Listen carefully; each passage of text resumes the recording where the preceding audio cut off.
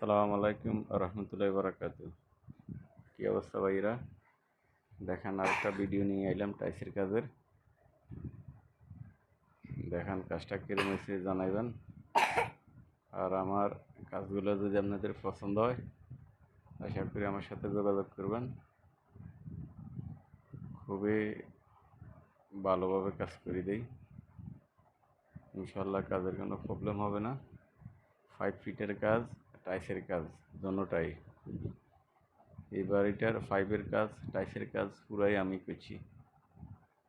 ঠিক আছে, আপনাদের দোয়া ইনশাল্লাহ কাজও পাইতেছি।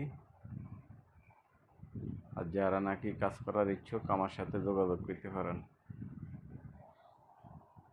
আল্লাহ হাফেজ।